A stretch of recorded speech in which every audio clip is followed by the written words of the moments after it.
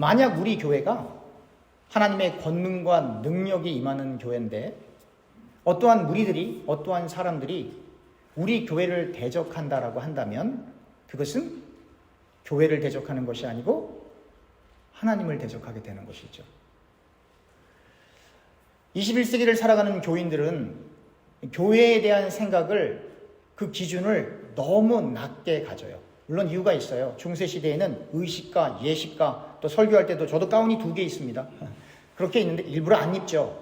왜냐하면 그런 눈으로 보여주는 것을 통해서 권위감을 드러내고 엄숙함을 유발하는 그런 것들을 행하게 되죠. 그래서 사람들로 하여금 좀 이렇게 좀 신비스러워 보이기도 하고 또 이렇게 조심하게 말해야 될 것 같은 그런 분위기가 조성되죠.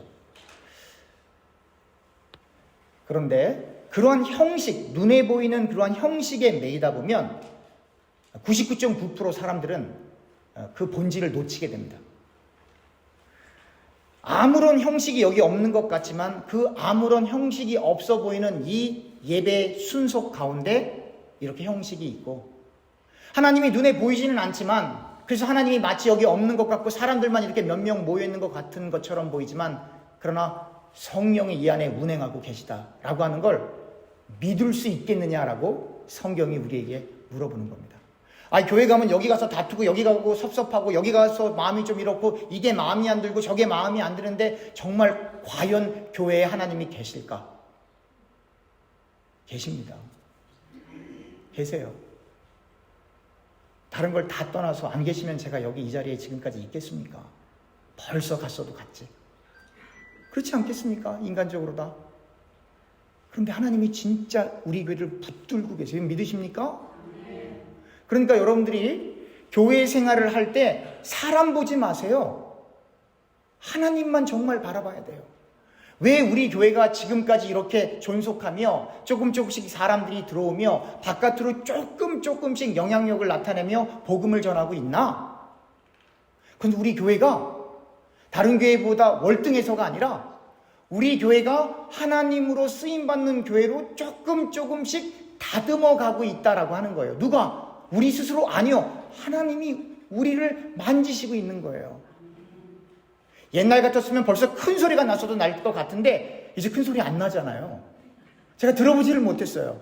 혹시 저 없을 때 그러시는 건 아니죠? 어떻게 보면 더 어려운 갈등과 어려운 순간들도 있을 법한데 제가 이렇게 간접적으로 직접적으로 이렇게 못 보는 척하면서도 안 보이고 안 보이는 척하면서도 보면 또 들리는데도 안 들리고 들리는데 안 들리는 척하면서 이렇게 보니까 다 서로들 다 노력하고 계세요. 정면 충돌 안 하려고. 누구 때문이죠? 하나님 때문에.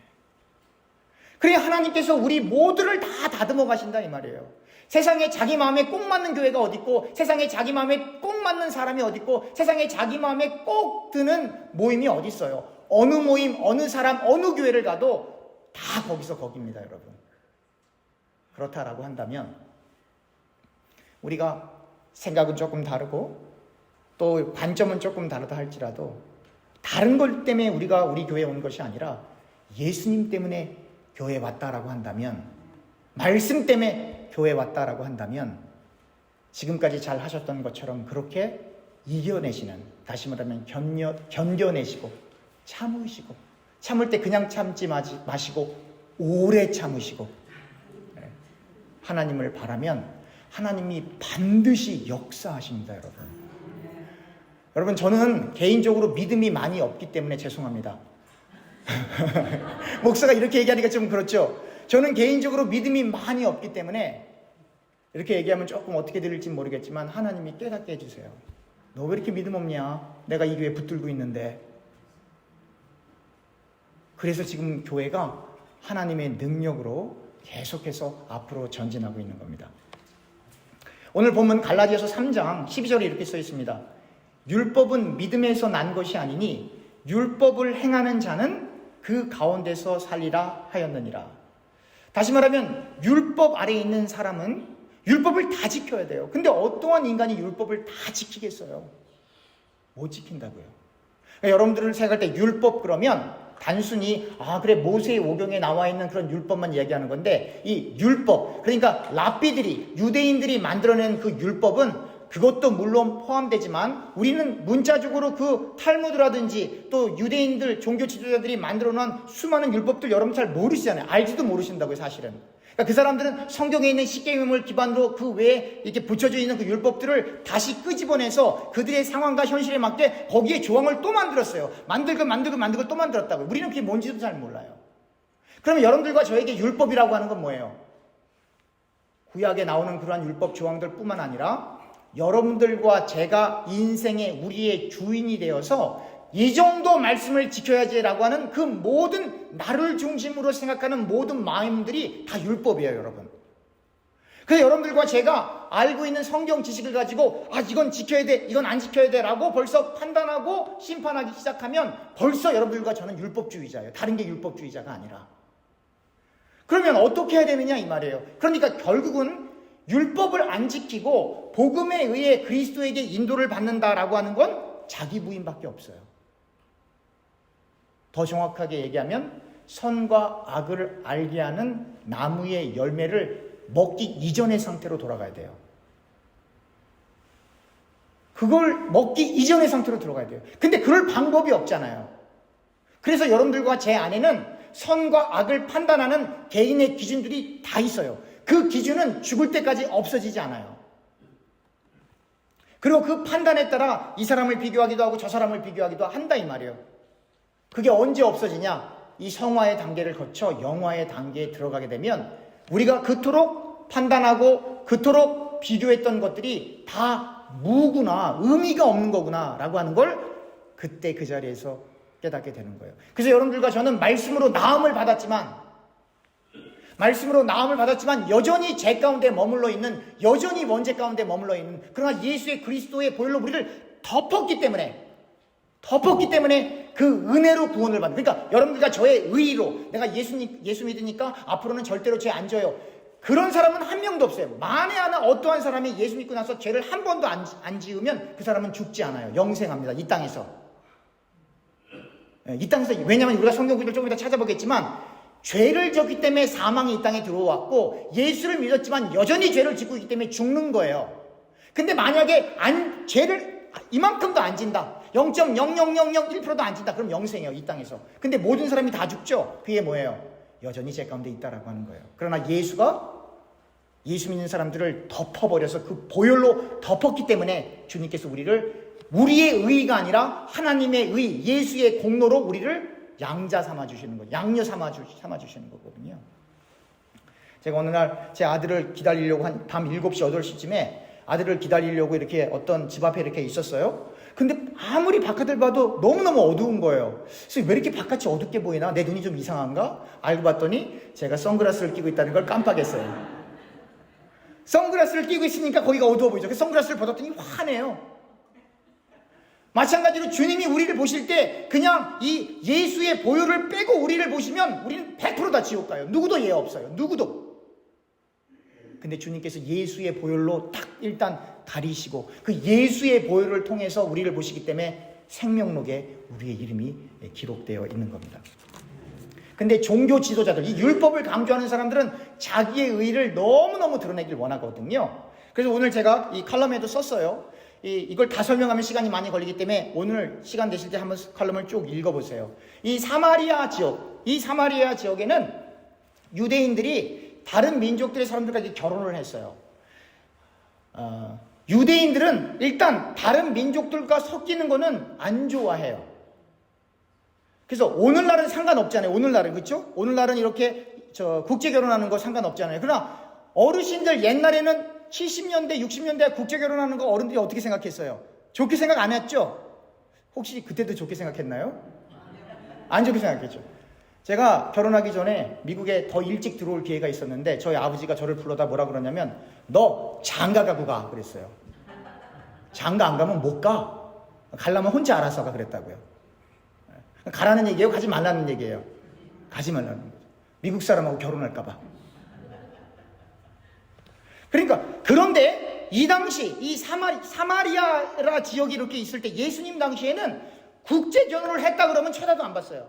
그러니까 종교 지도자들이 어느 정도였냐면 이렇게 이 마을에 있는데 요 중간이 사마리아라고 생각해요. 그럼 종교 지도자들이 여기를 가려면 사마리아를 이렇게 지나가야 되잖아요. 사마리아까지 가는 일은 아예 없고. 근데 여기는 이렇게 국제 결혼을 한 사람들이 많기 때문에 이 종교 지도자들이 어떻게 하냐면 요렇게 안 가고 요렇게 돌아갔다고요. 요렇게.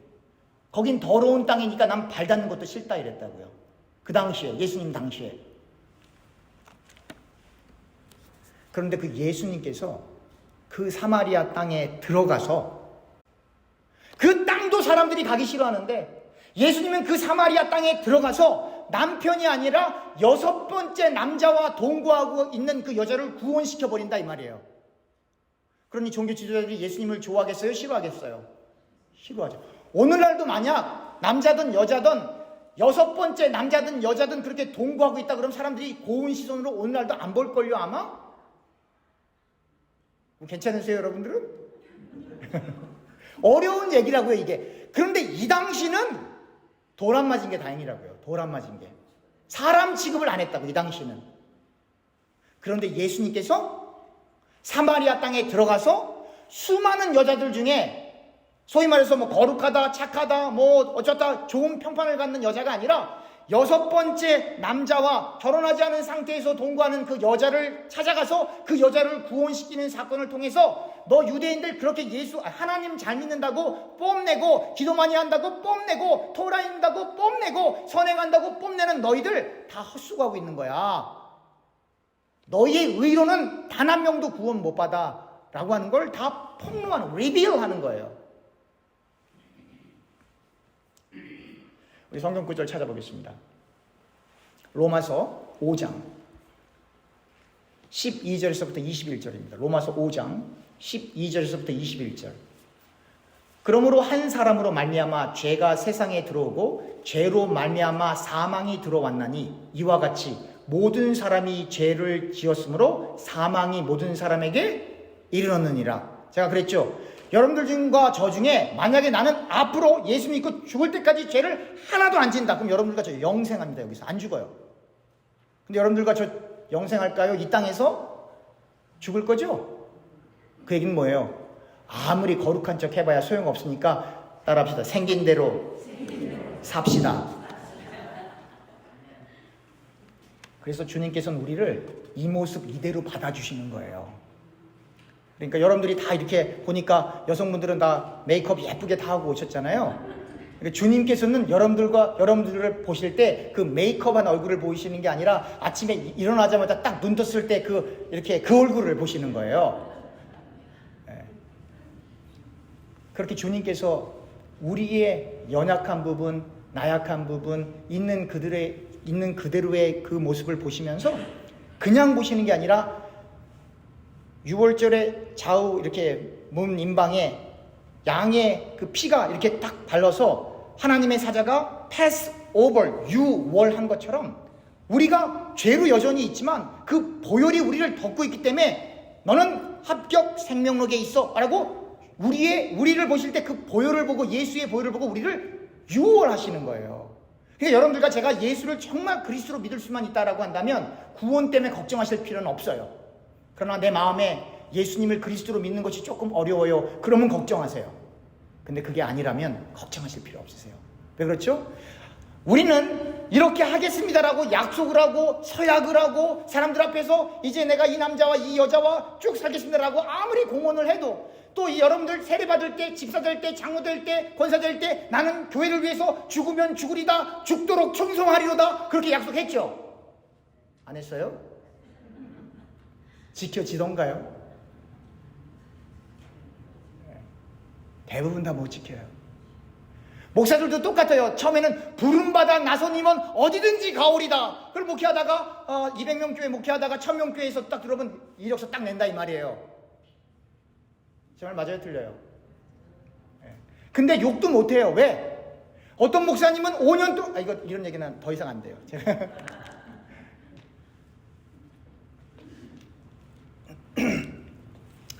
겉으로 보이는 모습은 그렇지만 또 우리가 모르는 모든 모습들이 많기 때문에 더 얘기하면 좀 그렇고, 말씀드리고 싶은 얘기는 뭐냐면 여러분들과 제가 교회를 위해서 죽도록 충성하겠습니다라고 선언하고 공표했어도 그거를 지킬 능력이 여러분들과 저는 없어요. 그래서 주님께서 뭐라고 말씀하세요? 하늘을 두고도 맹세하지 말아라. 땅을 두고도 맹세하지 말아라. 하늘에는 하나님 아버지가 계시고 땅은 하나님의 발등상이 있으니까 예하면 예하고 아니요 하면 아니요 하는 거예요. 그러니까 앞으로는 여러분들과 이게 주변에 있는 사람들하고 뭐 하기로 약속을 했는데 그 사람이 그걸 안 지키면 나는 네가 그럴지 몰랐어. 그러지 마세요. 원래 그 사람이 그랬어요. 그리고 너도 똑같아. 이렇게 받아들이시면 되는 거예요. 그래서 우리는 약속하지 마세요. 왜냐면 우리가 약속했을 때 그걸 책임질 능력이 여러분들과 저에게 없어요. 안 지키는 경우도 있지만 대부분 못 지키는 거거든요.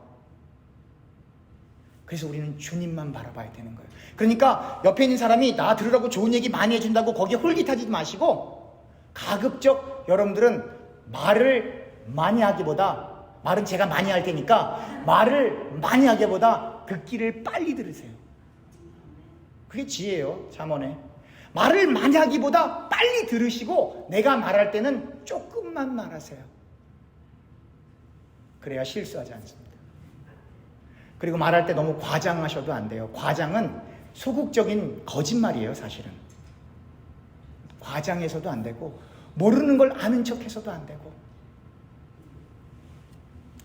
자, 이렇게 인간이 죄라고 하는 것이 없으면 영생이에요. 그러니까 여러분들과 제가 다 죽음에 직면한다라고 하는 건 죄가 다 있다라고 하는 거예요.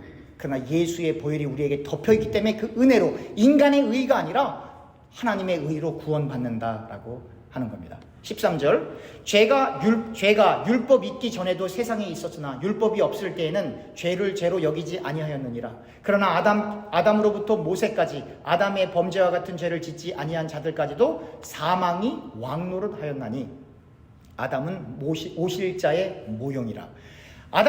첫사람 아담이 선과 악을 알게 하는 나무의 열매를 먹음으로 말미암아 그가 원죄를 지은 거예요. 그리고 그 원죄가 모든 인간들에게 다 전가된 거예요. 어떤 사람들은 나는 원죄를 믿을 수가 없어요. 그렇게 얘기하는 사람들이 있어요. 그럼 저는 왜 원죄를 믿나요? 바울이 원죄가 있다라고 하니까 믿는 것 뿐이에요. 여러분들은 왜 예수 믿으면 천국 간다는 걸 왜 믿나요? 성경에 예수만 믿어야 천국 간대요. 그래서 아멘 하는 것 뿐이에요. 다시 말하면 원죄가 있는지 없는지 과학적으로 혹은 현실적으로 경험적으로 하면 할 수도 있겠지만 그런 개념이 아니라 창조과학계에서 아무리 증명한다 해도 그게 저희한테는 중요하지 않아요. 증거를 하던 증명을 하던 중요하지 않아요. 그 사람들이 증명을 못한다고 우리 성경 안 믿을 거예요? 그 사람들이 노아의 방주를 증명해내던 못하던 그건 전혀 상관없어요. 못해도 우린 믿을 거니까. 다시 말하면 우리가 하나님을 알아가는 지식은 어떤 경험적인 리서치를 통해서 알아가는 게 아니라 성경에 기록되어 있으면 그게 있는 거예요. 여러분 다 천국 보셨어요? 지옥 보셨어요? 혹시 갔다 오신 분들도 있다고 해요, 간혹가다. 그러나 못 보고 못 보셨어도 천국 지옥에 있는 걸 우리가 어떻게 알아요? 한 번도 보지 못한 사람이 훨씬 더 많은데 성경에 있다고 하니까 아멘 하는 거예요. 이걸 놓치면 안 되는 거예요. 그러니까 한 사람으로 말미암아 죄가 들어왔고 그 죄로 말미암아 사망이라고 하는 게 죽음이라고 하는 것이 인간 세상에 드러나게 된 거예요. 다시 말하면 아담과 하와가 범죄하지 않았으면, 첫사람 아담이 범죄하지 않았으면 안 죽어요, 인간들. 근데 범죄해버렸어요. 근데 이 죽음은, 이 트랜스그레션, 이 죄는 오실 자의 모형이라고 하는 거예요. 누구죠? 두 번째 오실 아담 예수님. 첫사람 아담으로부터는 사망이 왕노릇했지만, 그러나 두 번째 오실 아담 예수 그리스도는 십자가 사건을 통해 사망 권세 이기셨네. 부활하시는. 다시 말하면 예수님이 오시기 전까지는 사람들이 죽으면, 그래서 예수님을 모르기 때문에 심판의 자리로 갈 수 있겠지만, 그러나 예수님을 알고 예수님의 보혈을 의존해서 우리가 죽음을 맞아들이면 거긴 무서운 자리가 아니라 영원한 기쁨으로 가는 통로가 되는 거예요, 여러분. 그래서 예수 믿는 사람들은 본능적으로 죽음을 당연히 두려워하지만, 그러나 말씀을 굳건히 믿는 사람들에게는 죽음을 사모할 수밖에 없는 거예요. 하나님 빨리 만나고 싶으니까. 늘 강조하지만 그래도 오늘 밤은 안 됩니다. 오늘 밤 이 세상 뜨시면 안 된다 이 말이에요. 다음 주에 볼 거니까. 15절. 그러나 이 은사는 그 범죄와 같지 아니하니 곧 한 사람의 범죄를 인하여 많은 사람이 죽었은즉 더욱 하나님의 은혜와 또한 한 사람 예수 그리스도의 은혜로 말미암은 선물은 많은 사람에게 넘쳤느니라. 16절. 또 이 선물은 범죄한 한 사람으로 말미암은 것과 같지 아니하니 심판은 한 사람으로 말미암아 정죄에 이르렀으나 은사는 많은 범죄로 말미암아 의롭다 하심에 이름이니라. 17절. 한 사람의 범죄로 말미암아 사망이 그 한 사람을 통하여 왕노릇하였은즉 더욱 은혜와 의의 선물을 넘치게 받는 자들은 한 분 예수 그리스도를 통하여 생명 안에서 왕노릇하리로다. 예수님을 모르는 사람들은 말 그대로 사망이 왕노릇하는 거예요. 그래서 여러분 예수 안 믿는 사람들이 행복해 보이죠? 한번 그 사람들 실제로 사는데 한번 들어가 보세요. 정말 만족이 있나? 정말 행복이 있나? 그래서 그렇게 수많은 돈이 있는 미국의 그 연예인들이 마약을 하는 이유가 만족이 없어서 그래요. 만족이 없어서. 채워지지 않는 거예요. 그러니까 사망이 왕노릇하는 거예요. 사망이 왕노릇하는 거예요. 그러나 예수님을 믿는 사람은 생명이 왕노릇하기 때문에 여러분들과 제가 예수를 믿는다는 건 죽어도 죽은 게 아니라 여러분들과 제가 죽으면 진짜 사는 거예요. 여러분. 여기가 가짜고 여러분들과 제가 살고 있는 이 현실이 가짜예요. 여러분. 우리가 죽으면 진짜 본향으로 가는 거예요. 여러분 믿으십니까? 18절. 그런즉 한 범죄로 많은 사람이 정죄에 이른 것 같이 한 의로운 행위로 말미암아 많은 사람이 의롭다 하심을 받아 생명에 이르렀느니라. 한 사람이 순종하지 아니함으로 많은 사람이 죄인 된 것 같이 한 사람이 순종하심으로 많은 사람이 의인이 되리라. 아담 때문에 다 마귀의 자녀가 된 거예요, 여러분. 아담 때문에 다 죄 가운데 있는 거예요. 아담 때문에 다 하나님을 배제하고 내가 높아지고 싶어서 바벨탑을 계속 쌓는 거예요. 아담 때문에 그 아담으로부터 이어지는 그 원죄 때문에 다 하나님 말씀보다 내 마음대로 그 사람들이 가진 소견대로 살아가는 거예요. 사사시대에. 하나님이 왕은 안 돼 해도 우리는 왕이 필요해요. 누군가 우리를 지켜줄 대상이 필요해요. 하나님이 지켜주시는데 그걸로 사람들이 만족을 못하는 거예요. 그러니까 왕 달라 그러는 거예요. 다시 말하면 하나님 없이 자기들의 큰 바운더리를 만들어서 성을 쌓고 벽을 쌓고 큰 문을 만들어서 사람들이 자기들 스스로를 지키고 싶어 하는 거예요. 하나님이 그 안에 없기 때문에. 그래서 여러분 이스라엘 아브라함 같은 경우 그리고 이스라엘 백성들은 하나님께서 다 이리 끌고 다니시는 거예요. 이리저리 끌고 다니시는 거예요. 한 곳에 정착하지 못하게. 왜냐하면 인간이라고 하는 것은 정착해서 자기 스스로 힘을 쌓기 시작하면 하나님을 의존하는 그 의존도가 점점점 떨어지기 때문에 하나님께서 이스라엘 백성들을 이리저리 끌고 다니시는 거예요. 그래서 금방 갈 수 있는 그 가나안 땅도 40년 동안 광야살이를 시켜서 너희들은 너희 스스로 이 땅에 정착해서 이 땅의 모든 소망을 들고 살면 안 된다라고 하는 걸 여러분들과 저에게 보여주기 위해서 지금 여러분들과 제가 열심히 하고 있는 그 땅 따먹기 멈추라 이 말이에요. 여러분들과 제가 그렇게 추구하는 세상의 기쁨 멈추라 이 말이에요. 그래서 여러분들과 제가 복음이라고 하는 것을 이해하게 되면 내 인생이 왜 이렇게 힘들어 하고 불평할 수 있어요. 왜 이렇게 나는 경험하지 않아야 될 걸 이렇게 많이 힘든 인생을 살아야 하나. 그러나 복음을 깨닫게 되면 하나님이 나를 사랑해서 그렇구나. 그래서 이 땅이라고 하는 곳에 미련을 조금도 두지 못하도록 하나님께서 나를 이끄시는 거구나 라고 하는 걸 깨닫게 되는 거예요. 그래서 예수의 제자들이 대부분 다 순교의 자리로 가는 거예요. 예수님을 직접 봤던 사람들. 잘 살아야 되잖아요. 근데 그 사람들이 다 순교의 자리, 고난의 자리로 가면서 예수님을 믿는 것은 우리가 역부로 고난의 자리를 가는 게 아니라 예수님을 믿는다라고 하는 건 이 세상의 가치로부터 점점점 멀어지는 것이구나 라고 하는 걸 하나 둘씩 깨닫게 되는 거예요. 20절. 율법이 들어온 것은 범죄를 더하게 하려 함이라. 그렇죠. 율법이 들어오면 우리가 죄라고 생각하지 않았던 것까지 다 죄로 인식이 돼버려요. 그러니까 범죄를 더하게 하려 함이라. 그러나 예전에는 율법을 잘 모를 때는 죄인지 몰랐는데 율법을 알고 나니까 우리의 죄가 요만큼이었는데 율법을 알면 알수록 죄가 이만큼까지 돼버리는 거예요. 그래서 우리가 아는 거예요. 우리는 구제불능이구나. 그래서 은혜가 더 넘친 거예요. 어떤 사람이 100만 원 빚을 졌어요. 1000불 빚을 졌어요. 어떤 사람은 10만 불 빚을 졌어요. 한 사람이 돈을 빌려줬는데 100만 원, 1000불 빚진 사람한테 오케이 갚지 마세요. 그럼 그 사람이 뭐라 그럴까요? 땡큐 가겠죠. 10만 불 빚진 사람에게 당신도 나한테 갚을 필요 없어요. 그냥 잘 사세요. 그럼 누가 더 감사할까요? 10만 불 빚진 사람. 여러분들과 저는 얼마를 하나님 앞에 빚졌는데 1000만 불. 무슨 얘기예요?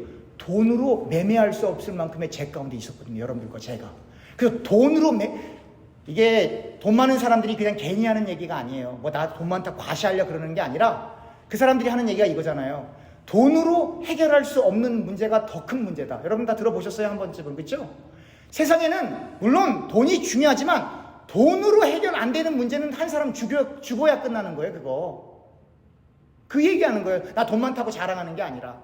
여러분들과 저는 하나님 앞에 어떤 빚을 졌냐, 어떠한 잘못을 했냐, 여러분들과 제 갖고 있는 모든 것을 다 팔아 정리해서 이걸 하나님 앞에 갖고 와도 해결 안 되는 죄 가운데 여러분들과 제가 있었어요. 그래서 예수가 십자가에 달려 피 흘리신 거라고요. 여러분들과 제가 이 땅에서 중요하게 생각하는 그 화폐로 해결 안 되는 범죄. 그러니까 은혜가 여러분들과 제 가운데 넘쳐나는 거예요. 여러분 그 은혜가 넘쳐나십니까? 우리가 또 하나 생각해야 될 것은 21절입니다. 이는 죄가 사망 안에서 왕노릇한 것 같이 은혜도 또한 의로 말미암아 왕노릇하여 우리 주 예수 그리스도로 말미암아 영생에 이르게 하려 함이라. 영생에 이른다라고 하는 건 여러분들과 저는 죽지 않는다예요. 근데 생물학적으로는 죽어요. 근데 여러분 그래서 사람들이 잠을 자는 거예요. 잠잘 때 잠이 잘 올 때 아무 기억 안 나죠. 단잠을 자게 되면. 그리고 눈을 딱 뜨죠. 그리고 아침에 햇볕을 이렇게 본다고요. 여러분들과 제가 영생한다라고 하는 건 그래서 성경에 죽은 사람들을 잠자는 사람들이라고 하는 표현이 우리의 일상생활에서 하나님의 말씀이 실제로 역사한다라고 하는 걸 깨닫게 해주는 거예요. 그러니까 여러분들과 제가 죽으면 우리가 죽음이라고 하는 걸 한 번도 경험해보지 않았지만 결국 잠자는 거예요. 무서워하지 마세요. 담대하세요. 하나님이 우리를 꼭 안고 가시는 거예요. 너 참 수고했다. 이 세상 산이라고 얼마나 힘들었니? 이제 그만 쉬어. 영생의 영광의 자리로 가는 거예요. 그런데 이렇게 큰 은혜를 베풀어 주신 그 예수님은 어떠한 외모를 가지고 계셨을까요? 제가 언젠가 말씀드렸죠? 이 영화 속에 나오는 이 핸섬한 그리고 몸매 좋은 그런 예수님은 아니에요, 여러분. 우리 예수님의 생김새가 어땠는지 한번 살펴볼까요? 이사야 53장입니다. 이사야 53장 1절부터 보겠습니다. 우리가 전한 것을 누가 믿었느냐? 여호와의 팔이 누구에게 나타났느냐? 그는 주 앞에서 자라기를 연한 순 같고 마른 땅에서 나온 뿌리 같아서, 잘 보세요. 고운 모양도 없고, 잘생겼다 못생겼다? 풍채도 없은즉 몸에 좋다 안 좋다? 우리가 보기에 흠모할 만한 아름다운 곳이 있다 없다? 없다. 3절 그는 멸시를 받아 사람들에게 버림받으며 강고를 많이 겪었으며 질고를 아는 자라. 마치 사람들이 그에게서 얼굴을 가리는 것 같이 멸시를 당하였고, 이게 무슨 말이냐면 여러분 이 교통사고를 심하게 다녀서 얼굴에 밸런스가 이렇게 막 되신 분들 있죠. 아니면 화상을 당해서 정말 이렇게 보기에는 조금 어려우신 분들이 있죠. 그럼 만약에 길을 가다가 그렇게 밸런스가 안 맞거나 아니면 이렇게 큰 화상을 당해서 아니면 큰 칼집이 있는 이런 사람들의 얼굴 보면 어떻게 해요? 가다가 어떻게 해야 돼요? 돌리죠. 보기 안 됐으니까. 예수님 얼굴이 그렇게 생겼어요. 예수님을 딱 보면 놀래갖고 아이고 이렇게 지나가야 된다고. 영화 속에 그 잘생긴 남자들 배우들 얼굴이 아니라. 그래서 3절에 이렇게 써 있는 거예요. 마치 사람들이 그에게서 얼굴을 가린 것처럼 같이 멸시를 당하였고, 그러니까 딱 봤는데 깜짝 놀라서 얼굴을 피할 정도면 그게 멸시거든요. 그게 우리도 여러분들과 저도 그를 귀히 여기지 아니하였도다. 여러분들과 제가 진짜 예수를 귀하게 여기면 어떻게 교회를 떠나요? 내가 교회에 오기 힘드니까 그걸 이기고 더 와야 돼요. 왜? 사람 때문에 교회 오는 게 아니고 누구 때문에 교회 오는 거니까? 예수 때문에, 하나님 때문에 교회 오는 거니까. 그러니까 여러분들이 이사를 가셔서 어쩔 수 없이 다른 교회 가는 건 오케이. 근데 그 교회를 갔는데 나는 정말 이 교회에 오기가 싫어요. 그러니까 당신은 그 교회에 꼭 가야 되는 거예요. 하나님이 그 마음 보시고 축복해 주시니까.